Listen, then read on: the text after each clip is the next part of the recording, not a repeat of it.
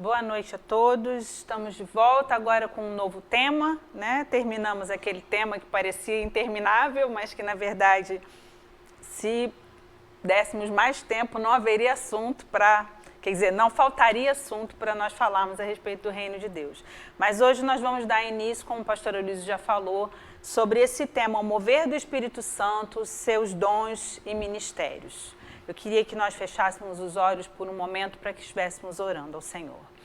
Pai, nós te damos graças por esse momento, Jesus. Nos colocamos em tuas mãos, te pedindo a tua presença, te pedindo o derramamento do teu Espírito, te pedindo a tua capacitação, Senhor, te pedindo a tua unção, Pai, para estudarmos a tua palavra, para compreendermos as Escrituras, para ansiarmos e vivermos e experimentarmos cada dia mais, Senhor, de tudo quanto tu tens proposto ao teu povo, à tua igreja, a cada um de nós, Senhor.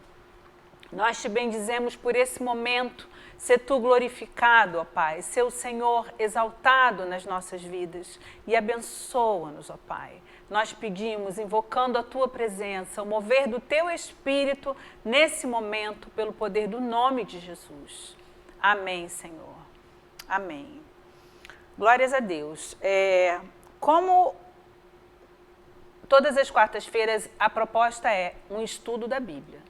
Estudo da Bíblia não pode ser feito sem a Bíblia. Então, nós vamos gastar muito tempo aqui lendo inúmeros textos, exatamente para que a gente tenha o respaldo bíblico para aquilo que está sendo dito. Com toda certeza, nenhum de vocês querem ouvir a minha opinião a respeito desse assunto. Vocês querem conhecer aquilo que as Escrituras nos dizem. Então, por isso, nós vamos estar utilizando muitos versículos bíblicos. Amém? Então, pega a sua Bíblia e seja rápido para chegar lá junto comigo.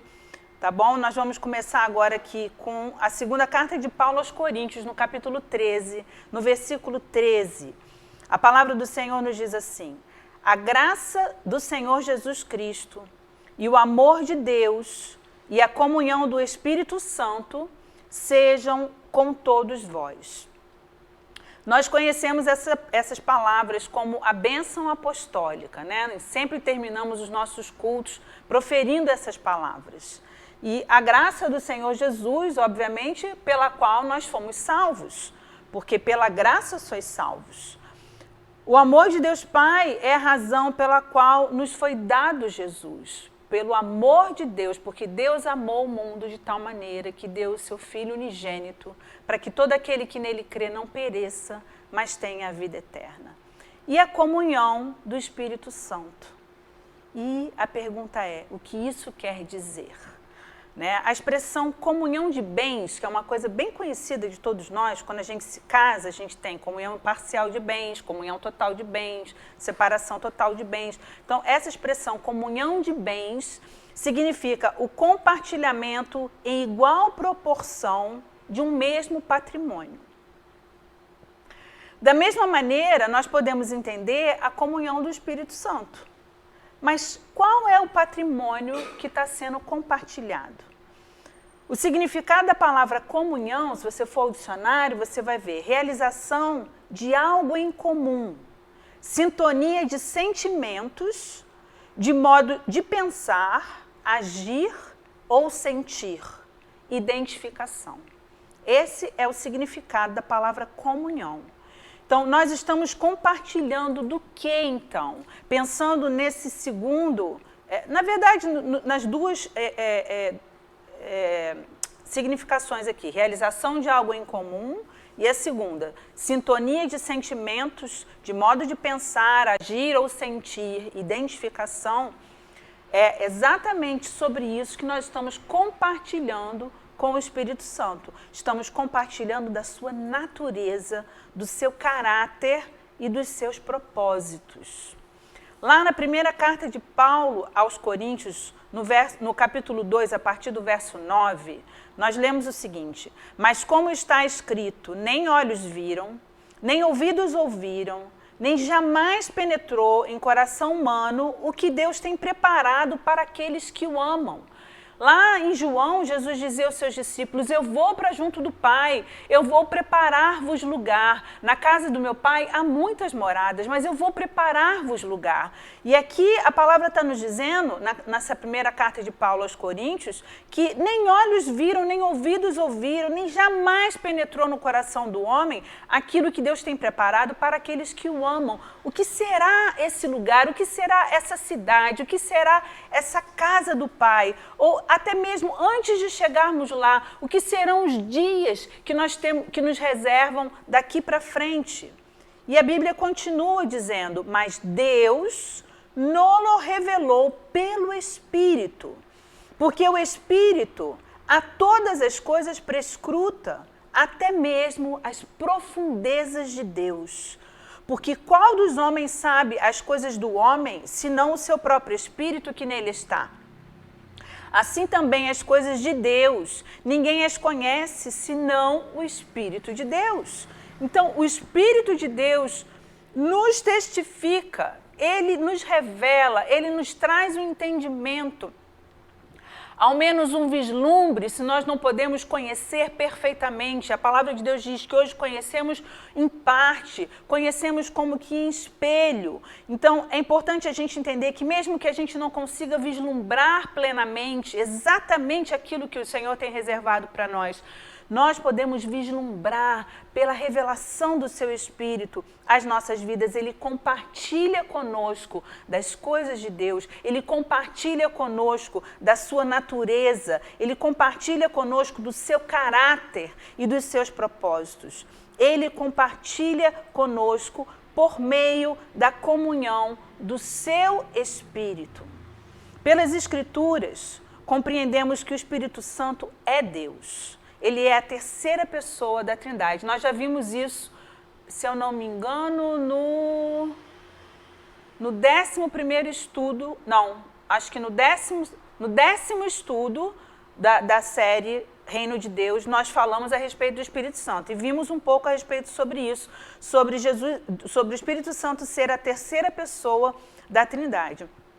E eu vou citar alguns versículos apenas para a gente relembrar isso. Mateus 28, 19, a palavra de Deus nos diz assim, ide, portanto, fazei discípulos de todas as nações, batizando-os em nome do Pai, do Filho e do Espírito Santo. Ou seja, os três, um só Deus e Pai de todos. Gênesis 1, 2. A terra, porém, estava sem forma e vazia, havia trevas sobre a face do abismo, e o Espírito de Deus pairava sobre as águas. O Espírito de Deus estava presente naquele cenário ali da criação. O Espírito de Deus é o Espírito Santo. Ele é Deus de eternidade a eternidade. Assim como Jesus é Deus de eternidade a eternidade, o Pai é Deus de eternidade a eternidade. O Espírito Santo traz os mesmos atributos da divindade, atributos que só Deus tem, né? Ele é eterno, ele é onipresente, ele é onisciente e ele é onipotente. E eu vou ler rapidamente alguns versículos só para respaldar esse entendimento. Ele é eterno. Lá em Hebreus 9, 14, a palavra de Deus nos diz assim, muito mais o sangue de Cristo, que pelo Espírito eterno a si mesmo se ofereceu sem mácula a Deus. O Espírito é eterno. Ele é onipresente. No Salmo 139, versículos 7 e 8, a palavra descreve uma cena espetacular. Ela diz assim, para onde me ausentarei, o salmista diz, do teu Espírito? Para onde fugirei da tua face? Se subo aos céus, lá estás. Se faço a minha cama no mais profundo abismo, lá estás também. O Espírito Santo está em todo lugar. E como nós já lemos, ele prescruta todas as coisas, inclusive o nosso íntimo, inclusive o nosso coração. E para mim isso é uma das coisas mais extraordinárias e maravilhosas que nós podemos ter. A certeza de que o Espírito de Deus nos sonda e prescruta o nosso interior. E porque ele prescruta a nossa mente, ele prescruta o nosso coração, ele consegue entender exatamente o que se passa dentro de nós, ainda que nós mesmos não saibamos explicar. Ainda que nós mesmos não saibamos traduzir em palavras ou nem tenhamos, ao menos, o perfeito entendimento do que se passa conosco. Então, quando você se dobra diante de Deus, quando você começa a orar, o Espírito Santo que te sonda e te prescruta, ele sabe exatamente qual é a tua necessidade. Ainda que você peça coisas que você nem precisa de fato, que nem seja exatamente o centro da tua necessidade, ele sabe qual é a tua necessidade. E a palavra de Deus nos diz assim: ainda a palavra não me chegou à boca e o Senhor já a conhece. Isso é maravilhoso, isso é extraordinário. Isso é extraordinário. O Espírito de Deus também é onisciente. E aqui na primeira carta de Paulo aos Coríntios, no capítulo 2, versículo 10, a palavra de Deus nos diz assim: mas Deus não o revelou pelo Espírito, porque o Espírito a todas as coisas prescruta, até mesmo as profundezas de Deus. Ele é onisciente, ele sabe todas as coisas, ele conhece todas as coisas. Nada lhe é oculto, e inclusive a palavra do Senhor nos diz que não há nada oculto que não venha a ser revelado. Exatamente porque nada está oculto diante dos olhos do Senhor, diante do seu Espírito, diante do nosso Senhor Jesus. Também, com mais esse atributo, ele é onipotente. E a palavra de Deus nos diz lá em Lucas 1,35, descerá sobre ti, a palavra que o anjo trouxe a Maria, descerá sobre ti o Espírito Santo e o poder do Altíssimo te envolverá. O Espírito Santo traz o poder do Altíssimo. Ele é onipotente, assim como o Pai, assim como o Filho. A Trindade, para muitos, é algo difícil de se compreender. E se você se enquadra dentro dessas pessoas que têm dificuldade de entender esse Deus triuno, esse Deus que se expressa de três formas, mas que eles três são um só, o pastor Luciano Subirá trouxe uma explicação que eu achei bem interessante, eu vou compartilhar com vocês. Ele disse o seguinte, que todos nós conhecemos o Sol. Todos nós sabemos que o Sol é uma estrela, a estrela central do sistema solar. Mas, ao mesmo tempo que a gente conhece o astro, o Sol, a gente também conhece a sua luz. Quando a gente vê o dia amanhecer, ainda que o céu esteja nublado e nós não consigamos ver o astro, o Sol, a gente sabe que aquela luz que ilumina o dia é representação do Sol. A luz é do Sol, a luz é o Sol. Assim também como nós conhecemos o seu calor, o calor que ele emite. Então, o calor do Sol também o representa. O calor do Sol também é o Sol. Então, essas três coisas, o astro, a luz e o calor, todas elas representam o Sol. E da mesma maneira, o nosso Deus triuno também tem essas três faces, essas três pessoas, e todos representam um único Deus, Pai de todos, Criador de todas as coisas. Nós vemos a Trindade na criação. E eu queria, assim, rapidamente falar a respeito disso. Deus, ele se mostra ali na criação como o arquiteto do universo. Ele está ali, desenhando o esboço daquela criação. Jesus é a palavra de ação de Deus. E a palavra do Senhor nos diz que Jesus é o verbo. Ele é a palavra de ação, ele é o verbo de Deus. O Espírito Santo, ele executa essa palavra liberada. E ele traz, então, as condições para que a palavra se concretize, se faça, se estabeleça nas nossas vidas, na criação, de todas as maneiras. Isso, a gente vê a Trindade na criação, mas eu também quero comentar sobre a Trindade no plano da redenção do homem, que também a gente vê claramente a distinção do papel, deles diante desse plano de criação do homem. E eu queria te convidar a abrir comigo a carta de Efésios, no capítulo 1, a partir do verso 3.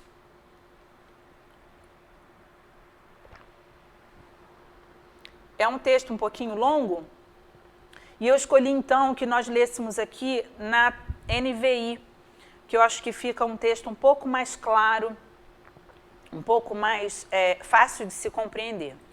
Bendito seja o Deus e Pai de nosso Senhor Jesus Cristo, o Deus e Pai de nosso Senhor Jesus Cristo, que nos abençoou em todas as bênçãos, com todas as bênçãos espirituais nas regiões celestes em Cristo.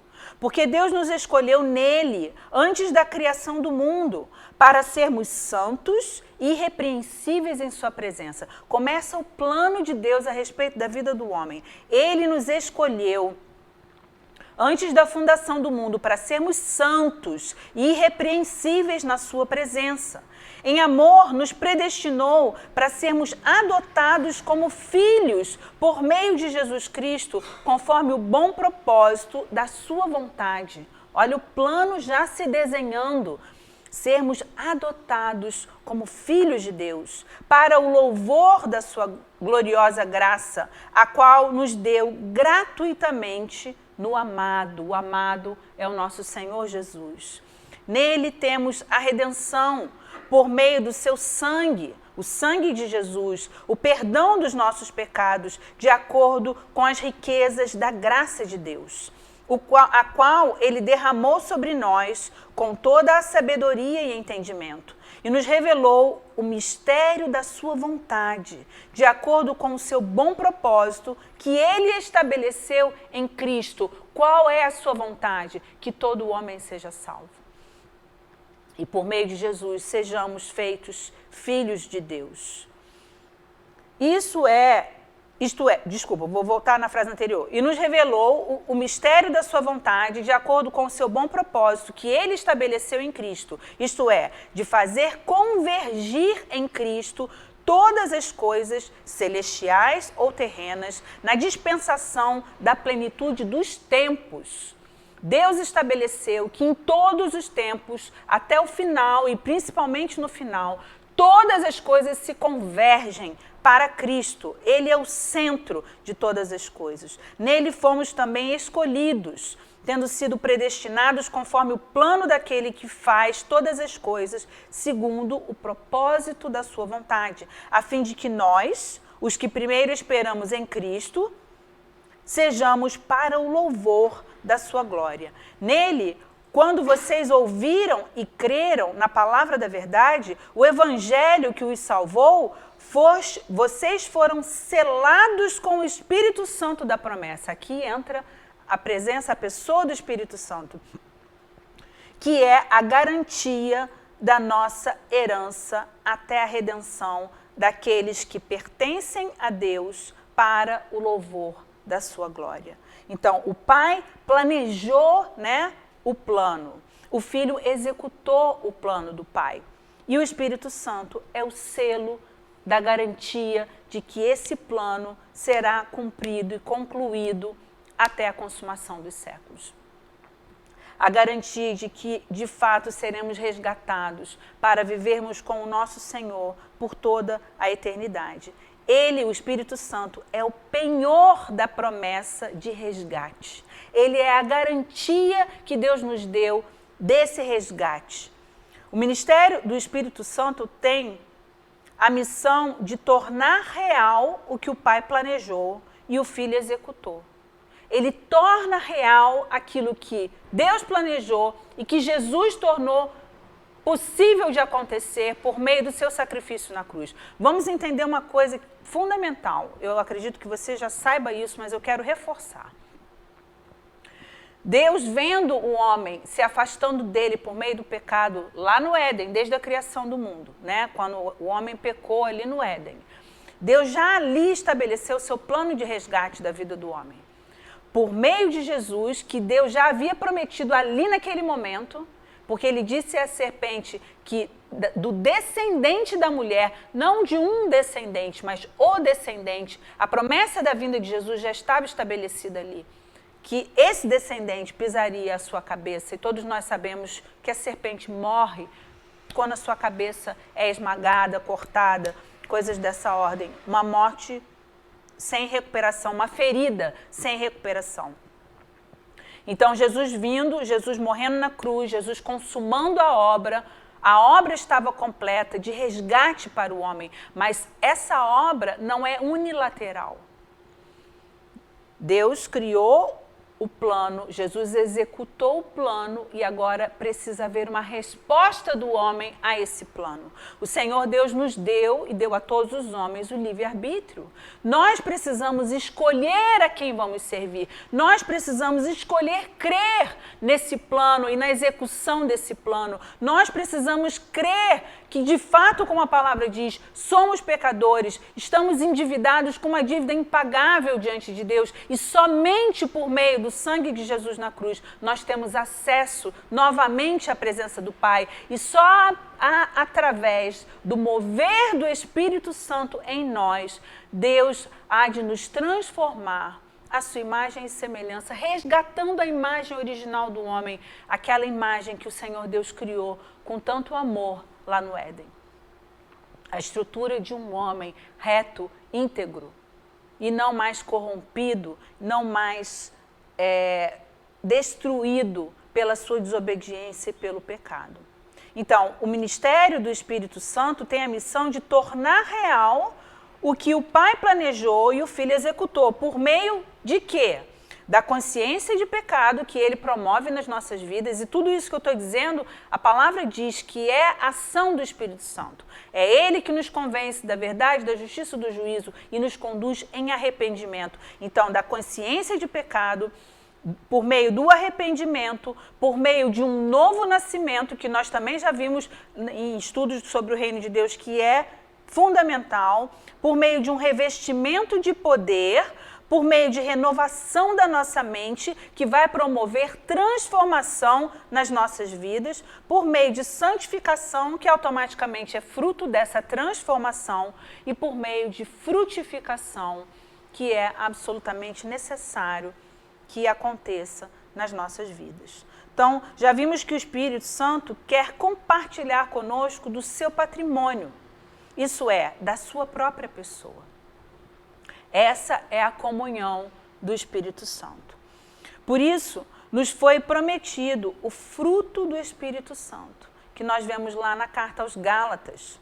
Seus dons, que vemos em Efésios e também em Coríntios, e seus ministérios. Mas nós não vamos falar sobre isso exatamente agora. Vamos falar sobre isso mais tarde. Eu quero seguir aqui ainda uma linha de raciocínio que eu acho que é importante para nós entrarmos no entendimento exatamente de tudo que Deus quer operar por meio do seu Espírito nas nossas vidas.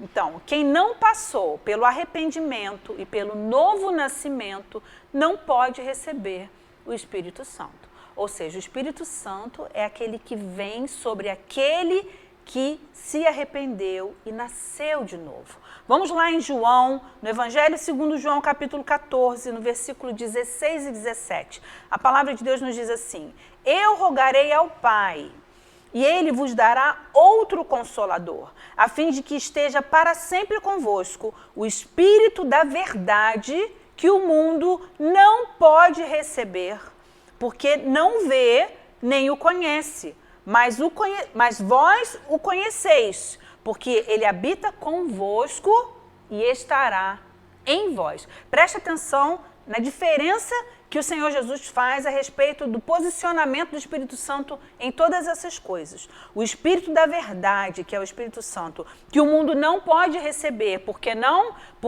o vê e nem o conhece. Mas vós, ele diz para os discípulos, vocês conhecem o Espírito Santo porque ele habita convosco e estará em vós. Nesse momento que Jesus falava com seus discípulos, o Espírito Santo ainda não habitava nos discípulos. Ele habitava em Jesus e ele passava no meio dos discípulos e até usava os discípulos, mas ele não habitava nos discípulos. Lá na carta de Paulo aos Romanos 8, versículo 9, a palavra de Deus nos diz assim: vós, porém, não estáis na carne. Ele já está dizendo àqueles que já se converteram, que já nasceram de novo, que se arrependeram dos seus pecados. Vós, porém, não estáis na carne, mas no Espírito, se de fato o Espírito de Deus habita em vós. Se alguém não tem o Espírito de Cristo, esse tal não é dele. Então, se nós entendemos que se alguém não tem o Espírito de Cristo, este tal não é dele, então também nós entendemos que aqueles que são dele têm o Espírito de Cristo. Amém? E aí ele está dizendo, se de fato o Espírito de Deus habita em vós. A partir do novo nascimento, nós temos então claramente na Bíblia duas experiências distintas, né, com o Espírito Santo de Deus. A primeira experiência clara é o Espírito Santo passa a fazer morada em nós. Nós passamos a ser templo do Espírito Santo, santuários do Espírito Santo. E a palavra de Deus nos diz lá em João 14, que nós já acabamos de ler, vós o conheceis, porque ele habita convosco e estará em vós. É uma promessa que Jesus está fazendo ali, o Espírito Santo habitará em vós. Por que não habitava ainda? Porque a obra da cruz ainda não tinha sido feita. O pecado, a dívida de pecado ainda não tinha sido paga. Então era fundamental que Jesus primeiro morresse na cruz, que ele vencesse a morte e ressuscitasse, para que então, uma vez consumada a obra, o Espírito pudesse habitar na vida de todo aquele que cresce. No Evangelho de João, no capítulo 20, a partir do verso 19, a palavra de Deus nos diz: ao cair da tarde, naquele dia, o primeiro da semana, trancadas as portas da casa onde estavam os discípulos com medo dos judeus, veio Jesus, pôs-se no meio pôs-se no meio e disse-lhes: paz seja convosco. Esse momento é exatamente após a ressurreição de Jesus e quando Jesus então aparece aos seus discípulos. Eles estavam trancados dentro de casa e Jesus passa a aparecer, surge no meio deles, né? Como a Bíblia diz aqui, pôs-se no meio deles e disse-lhes: paz seja convosco. E dizendo isso, lhes mostrou as mãos e o lado, para provar as marcas da cruz e aquele corte que Jesus recebeu na sua lateral. Alegraram-se, portanto, os discípulos ao verem o Senhor. Disse-lhes, pois, Jesus outra vez: paz seja convosco. Os discípulos estavam apavorados e Jesus estava proferindo sobre eles a sua paz. Assim como o Pai me enviou, eu também vos envio. E havendo dito isso, soprou sobre eles e disse-lhes: recebei o Espírito Santo. É nessa hora, exatamente, que o Espírito Santo passa a habitar nos discípulos. É nessa hora, exatamente, em que ele se torna um templo, santuário do Espírito Santo de Deus. E eu acho espetacular a misericórdia e o amor de Jesus por nós. Santo, perfeito, imaculado, tendo dado a sua vida na cruz por nós, sofrido tudo o que ele sofreu, ele volta da morte, ressuscita, toma posse desse corpo glorificado que entra no meio de uma casa fechada e se manifesta aos seus discípulos com as marcas da cruz. E ele diz para os seus discípulos, ele sopra sobre eles e diz: recebei o Espírito Santo. Nesse momento, o Senhor Jesus compartilha da sua essência divina com pessoas como nós. Pecadores, réis mortais, frágeis, às vezes tão tortos no nosso proceder. Mas o Senhor nos chama, como nós já vimos na carta aos Efésios, aquele trecho longo que eu li, que a proposta do Senhor é nos santificar. É nos tornar como Ele, sede santos como eu sou santo. Não é permanecermos na nossa corrupção. Ele quer a nossa transformação. Ele quer que sejamos como Ele é. Antes de subir aos céus, o Senhor Jesus deu uma forte recomendação aos seus discípulos. Olha que curioso isso. Ele entrou na casa, ele declarou a sua paz sobre os discípulos, ele soprou sobre os discípulos e ordenou que eles recebessem o Espírito Santo de Deus. Mas ainda assim, apesar do Espírito já estar neles, ainda assim o Senhor lhes deu uma forte recomendação. Lá em Atos 1, 4 e 5, a palavra do Senhor nos diz assim: e comendo com eles, determinou-lhes que não se ausentassem de Jerusalém. Ou seja, Jesus passou dias ali com aqueles discípulos, falando a respeito do reino, falando a respeito daquilo que eles fariam, daquilo que eles deveriam dar sequência à obra da evangelização. E ele, estando ali com eles, edificando a vida dos seus discípulos, comendo com eles naquela comunhão, determinou-lhes que não se ausentassem de Jerusalém, mas que esperassem a promessa do Pai, a qual disse ele, de mim ouvistes?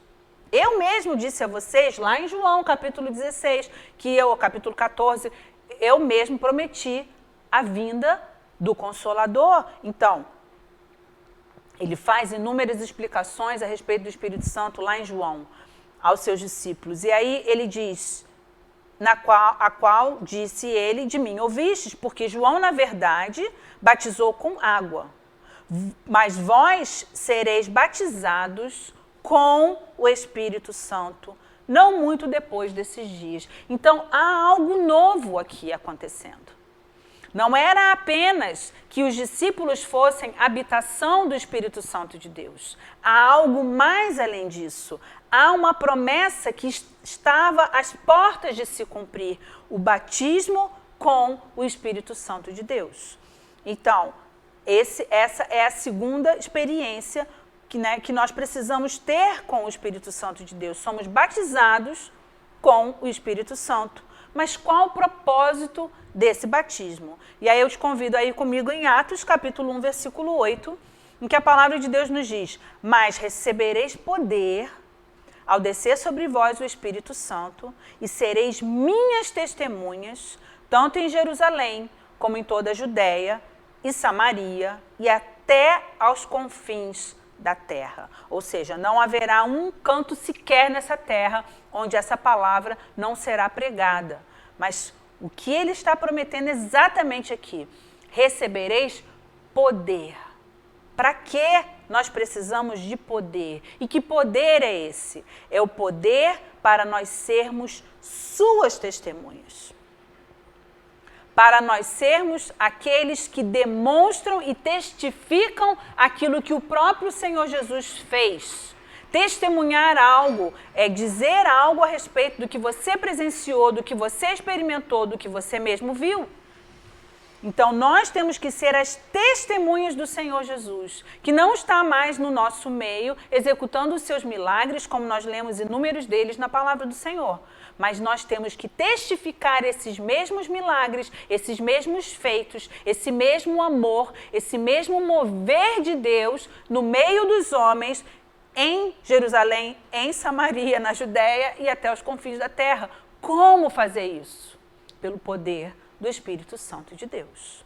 Então, a primeira experiência com o Espírito Santo nos leva a viver a transformação das nossas vidas. Ou seja, quando o Espírito Santo passa a habitar em nós pela fé em que cremos no Senhor Jesus, nos arrependemos dos nossos pecados, vivemos um novo nascimento, então cremos e, por meio disso, o Espírito Santo passa a habitar em nós. Essa é a nossa primeira experiência. Isso nos leva a quê? A viver a transformação em nossas vidas. É algo pessoal, é algo individual, interno, né, que transforma a nossa essência, transforma a nossa natureza, e ele, habitando em nós, compartilha conosco da sua própria natureza, do seu próprio caráter, dos seus próprios propósitos.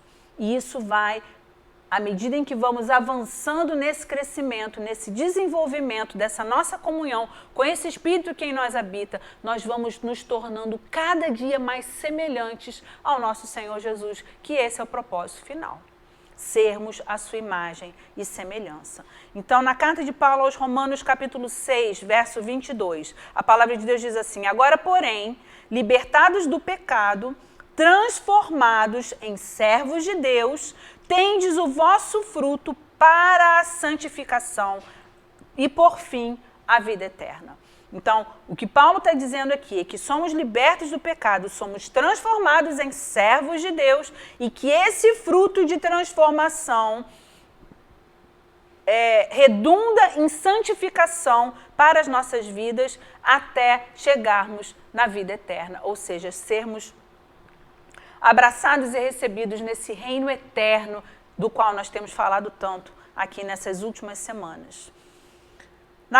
Na segunda carta de Paulo aos Coríntios, no capítulo 3, versos 17 e 18, diz assim: ora, o Senhor é o Espírito, E onde está o Espírito do Senhor, aí há liberdade. E todos nós, com o rosto desvendado, contemplando como por espelho. Por que por espelho? Porque não é uma visão plena, perfeita, completamente nítida. Nós temos uma visão parcial, como por espelho, contemplando a glória do Senhor. Somos transformados de glória em glória, na sua própria imagem, como pelo Senhor, o Espírito. Esse é o propósito do Espírito Santo habitar nas nossas vidas.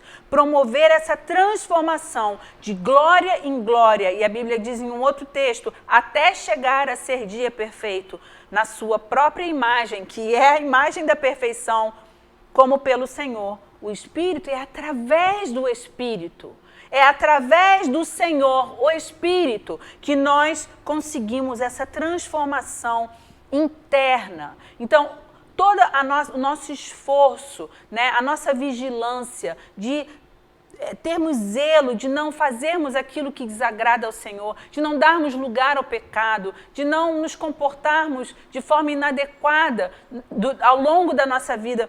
Todo o nosso esforço ele é extremamente positivo, mas ele jamais seria suficiente. É fundamental que o Espírito Santo promova uma mudança e uma transformação que vem de dentro para fora e não propriamente de fora para dentro. Hábitos são coisas que nós construímos de fora para dentro. Mas a transformação que o Senhor quer promover em nós não é a geração de hábitos. É uma transformação de natureza, de caráter, de intentos, de entendimento, de visão, de projetos e ambições. Isso tudo é o que Deus faz por meio do seu Espírito nas nossas vidas. E a segunda experiência que temos com o Espírito Santo de Deus afeta a nossa frutificação, afeta a nossa produtividade. Só para lembrar, a segunda experiência é o batismo com o Espírito Santo. Ela afeta a nossa produtividade e a nossa frutificação. É possível nós caminharmos em diversos lugares e encontrarmos árvores robustas, árvores sólidas, porém sem frutos. É possível. O próprio Senhor Jesus, andando, cruzou com uma figueira que ele foi buscar nela frutos e não encontrou fruto algum. Então é possível que nós encontremos no nosso caminhar árvores sólidas, robustas, mas que não tenham nenhum fruto. Mas o que se espera da árvore é que ela dê o seu fruto. Isso é o que se espera da árvore. O fruto não é para o seu próprio deleite. A árvore não se deleita do seu próprio fruto. Ele é para o deleite de outro que não ela mesma. A função primordial dos frutos é a proteção da semente em desenvolvimento. Gente, eu colei isso de uma informação do Google. Eu achei isso fantástico. Eu fui procurar no Google qual é a função do fruto para a árvore. A função do fruto é a proteção da semente em desenvolvimento. Olha que coisa linda isso. Quando as sementes estão prontas para germinar, o fruto amadurece e eles podem se abrir, liberando as sementes ao solo. E no caso dos frutos que caem no solo e que são comidos por animais, e esses animais depois vão jogar os seus dejetos no solo, essa semente volta ao solo por meio dos dejetos dos animais. Então, é tremendo isso. As sementes estando prontas. Quando elas estão prontas, aí nesse momento o fruto amadurece, para que ele se abra e a semente seja liberada ao solo. Então, o Senhor Jesus nos ensina, pela parábola do semeador, que a semente é a palavra de Deus e que deve ser semeada nos solos dos corações. Nós somos o solo em que vai ser lançada essa semente. E quando nós frutificamos no Espírito Santo, nós estamos protegendo essa semente para que ela não pereça, para que ela não morra antes de poder gerar novas árvores, novos frutos. E isso é maravilhoso, porque será nova árvore e novos frutos em outra pessoa. e não nessa mesma árvore. O fruto, ele protege a semente até que ela amadureça, ou seja, ele a protege para garantir a continuidade da sua propagação. Por isso nós devemos e precisamos frutificar, para garantir a propagação, a continuidade da palavra de Deus sendo semeada no coração dos homens. Temos essa imensa responsabilidade, propagarmos a semente do Evangelho da paz de Cristo. É uma responsabilidade tremenda que acontece por meio da nossa frutificação. Lá em João 15, no verso 8, a palavra de Deus nos diz assim: nisto é glorificado meu Pai, em que deis muito fruto, e assim vos tornareis meus discípulos. Jesus dizia isso aos seus discípulos. O Pai quer ser glorificado pelos frutos que vocês vão produzir. E produzindo frutos, vocês se fazem meus discípulos. Ninguém frutificou mais do que o Senhor Jesus. Ele foi o ápice dessa semente multiplicada. E ele mesmo explicou isso também, né? Se a semente não for plantada e se ela não morrer, não haverá possibilidade dela gerar uma árvore. É preciso que ela venha a perecer, para que, se abrindo, ela possa então gerar essa árvore tremenda que é a videira verdadeira, que é o próprio Senhor Jesus. E lá em Mateus capítulo 7, 19, a palavra do Senhor nos diz: toda árvore que não produz bom fruto é cortada e lançada ao fogo. Ou seja, se o Senhor Jesus diz que nisso é glorificado o Pai, em que venhamos a dar muito fruto, e dessa forma somos seus discípulos, ao mesmo tempo o Senhor diz que a árvore que não dá fruto, que não dá o bom fruto, ela é cortada e lançada no fogo. Isso nos bota numa condição sem saída e sem alternativa. Nós precisamos frutificar ou frutificar. Não há como não frutificar. Nós precisamos frutificar para que nós não sejamos lançados fora, cortados dessa videira e lançados no fogo. Então, para isso, nós precisamos do batismo do Espírito Santo. Para quê? Para frutificarmos, propagarmos a semente, sermos suas testemunhas, fazermos discípulos de todas as nações. Por isso, nós precisamos do batismo do Espírito Santo. Essa palavra grega carisma, que se fala igualzinho no português, mas se escreve de modo diferente, ela tem o seguinte significado: favor, dom extraordinário divino. Isso quer dizer carisma. É exatamente esse dom, esse carisma, que o Espírito Santo vem compartilhar conosco, a fim de tocarmos outras vidas, gerando salvação, transformação e edificação. Habitando em nós, ele produz o seu fruto. Revestindo-nos do seu poder, ele manifesta os seus dons. Então aqui eu quero que você guarde essa distinção. O fruto do Espírito, os dons do Espírito. Ele vai operar isso nas nossas vidas, com propósitos diferentes, mas ao mesmo tempo todos convergendo para o mesmo objetivo. Habitando em nós, ele produz o seu fruto, revestindo-nos do seu poder, ele manifesta os seus dons. Então, o caráter do Espírito Santo habita em nós e a partir do novo nascimento e gera transformação no nosso próprio caráter. Nós já tínhamos dito isso. Os dons do Espírito Santo, ou seja, o seu carisma, se manifestam em nós a partir do batismo com o Espírito Santo, para tocarmos a vida de outras pessoas. Então aqui eu faço uma breve pausa para lembrar a todos nós que o batismo no Espírito Santo não é para que nós tenhamos uma experiência de êxtase, uma experiência prazerosa, impactante, emocionante. Tudo isso pode acontecer, mas esse não é o objetivo. O objetivo do batismo do Espírito Santo é nos capacitar a exercermos o seu carisma, a exercermos este dom que é do próprio Espírito, que ele compartilha conosco. Ou, na verdade, esses dons, que são diversos. A árvore, ela não se deleita do seu próprio fruto. seus frutos são para o benefício de outras pessoas, ou de animais, enfim. O Espírito Santo deseja trabalhar dentro de nós e através de nós, também visando o benefício de outras pessoas. Quando ele trabalha em nós, ele visa o nosso próprio benefício, o nosso próprio bem-estar, a nossa própria transformação. Quando ele atua através de nós, o seu foco são as outras pessoas, através das nossas vidas. E os dons se manifestam para a edificação de outras pessoas. E então é fundamental que para que esses dons se manifestem na minha vida, eu precise ter esse olhar para fora. Eu não posso pedir a Deus que derrame do seu Espírito sobre a minha vida pensando no lucro que isso vai trazer a mim. Porque os dons do Espírito Santo são direcionados ao outro. E a Bíblia fala claramente para a edificação da igreja.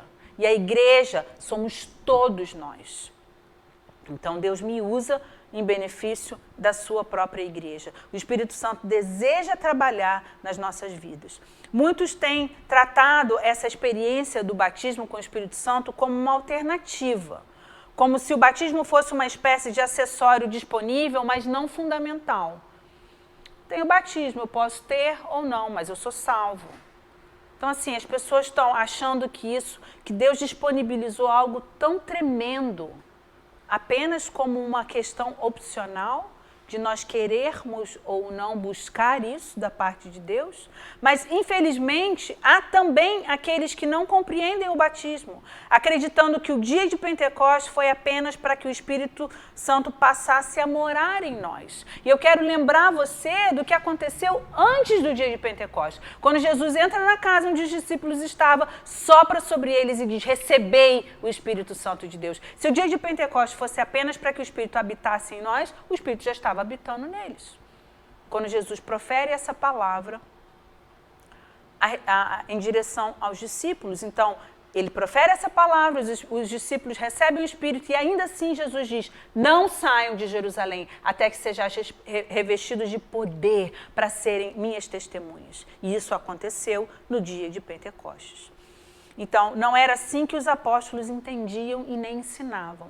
Os apóstolos entendiam claramente que essas duas experiências com o Espírito Santo eram distintas e fundamentais. Elas não eram opcionais e muito menos descartadas ou uma única coisa, uma única experiência. Lá em Atos 8, a partir do verso 14, a palavra de Deus diz assim: ouvindo os apóstolos que estavam em Jerusalém, que Samaria recebera a palavra de Deus, enviaram-lhe Pedro e João, os quais, descendo para lá, oraram por eles para que recebessem o Espírito Santo.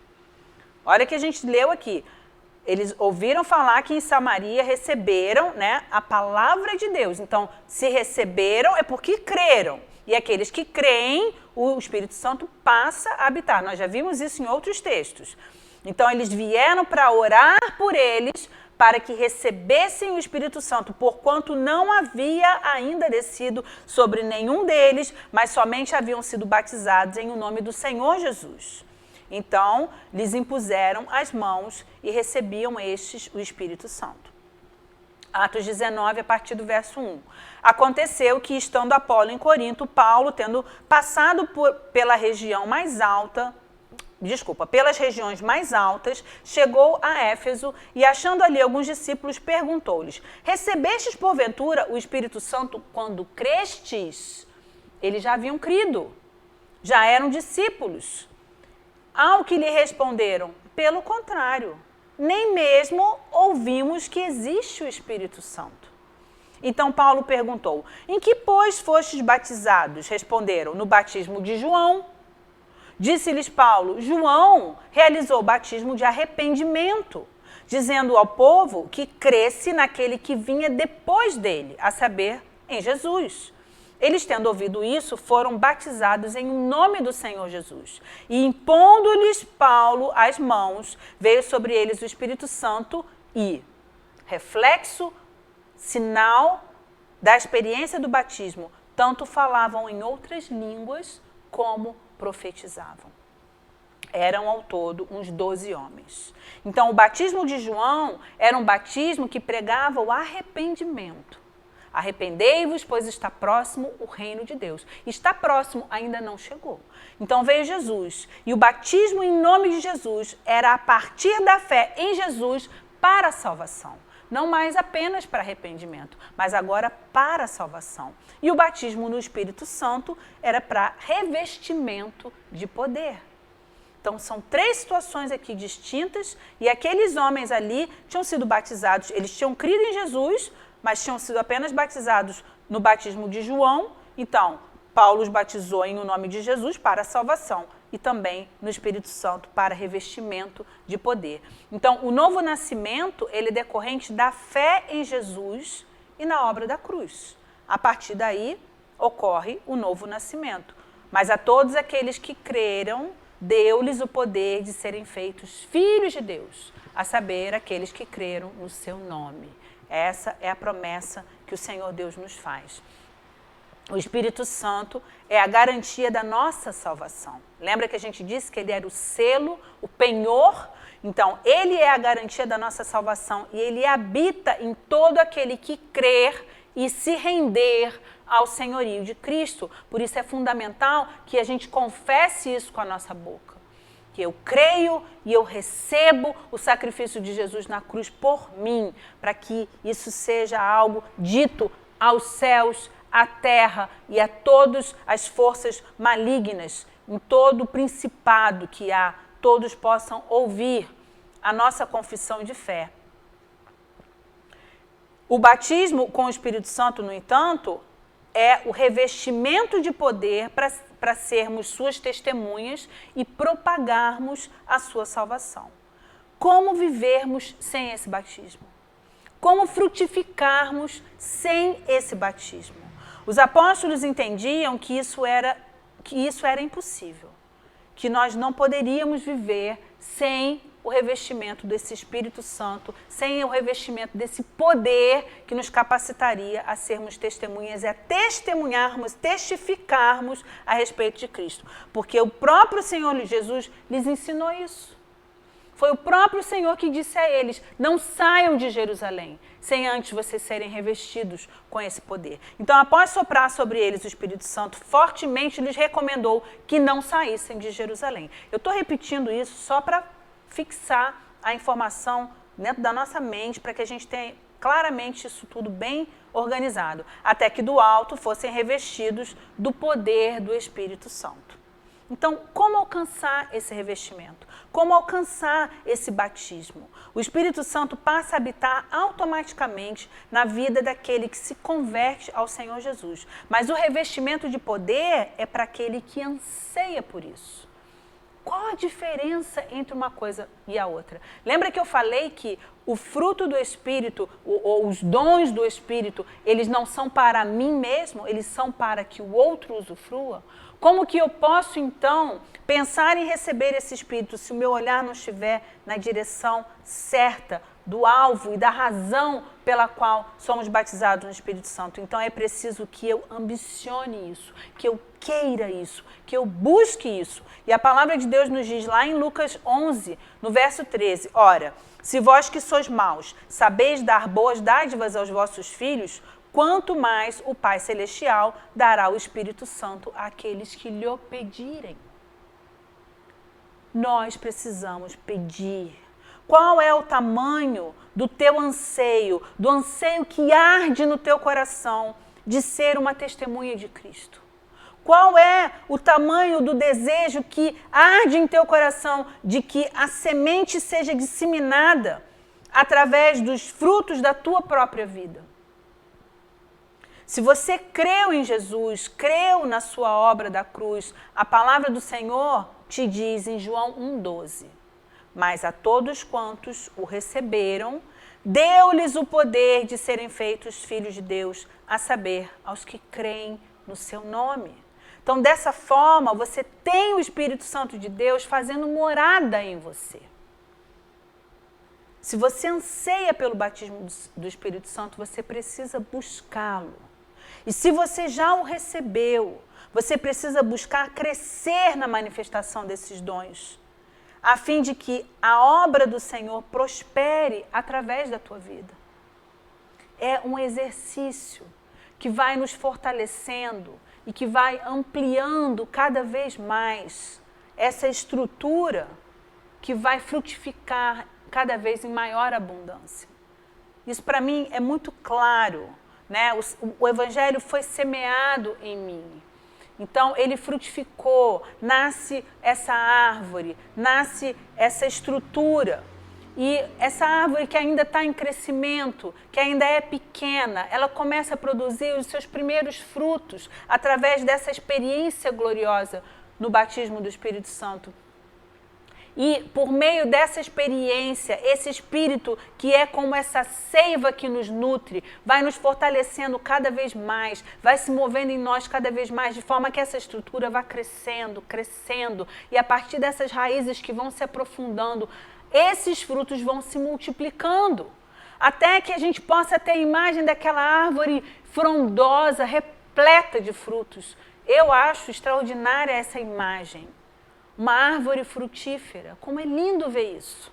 Como é lindo você poder experimentar uma fruta do pé.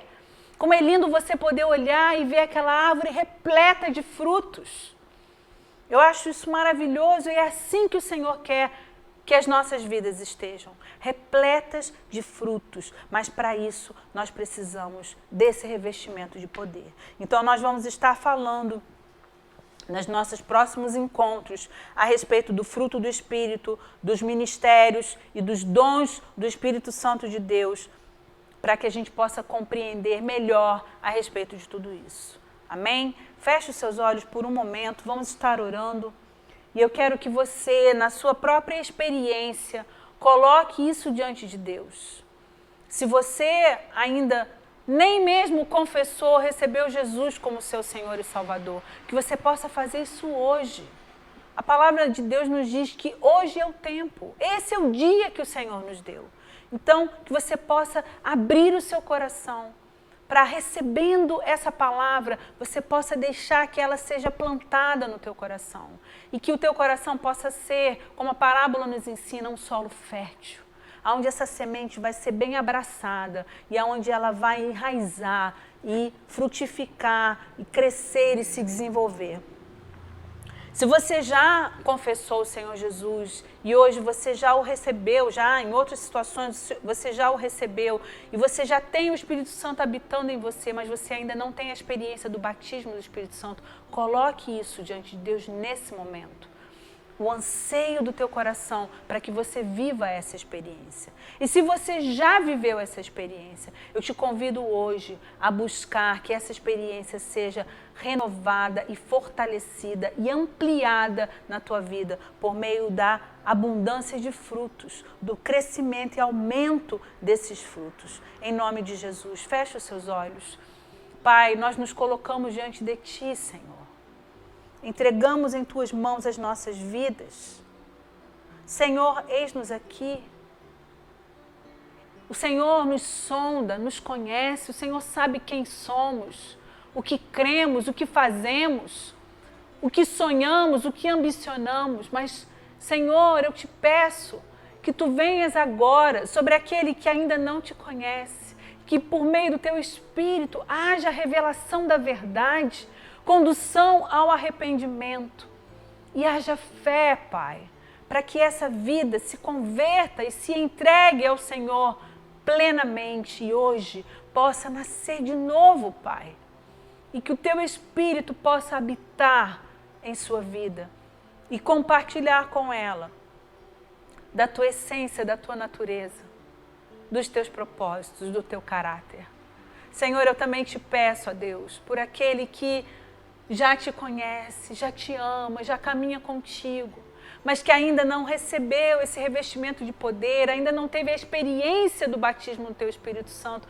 E nós pedimos, Senhor, aguça a fome, aguça a sede de buscar, a sede de querer, a sede de fazer por onde alcançar, Senhor.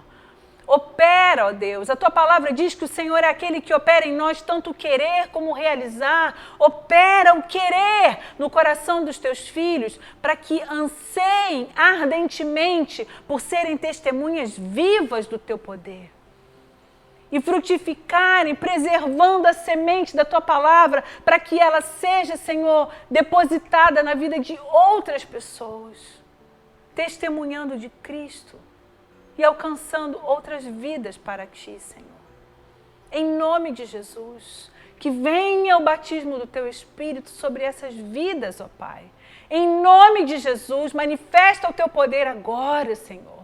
Em nome de Jesus, aquele que já se encontra pronto, seja batizado agora em nome de Jesus. Nós declaramos o derramamento do Teu poder, Senhor, em nome de Jesus. Também te pedimos, Senhor, por aqueles que já foram batizados no Teu Espírito, mas que talvez estejam com os dons adormecidos. E como a Tua própria palavra diz, aviva o dom que está em Ti. Senhor, renova o dom, desperta o dom. Mas é curioso que a Tua palavra diz para que nós venhamos a fazer isso.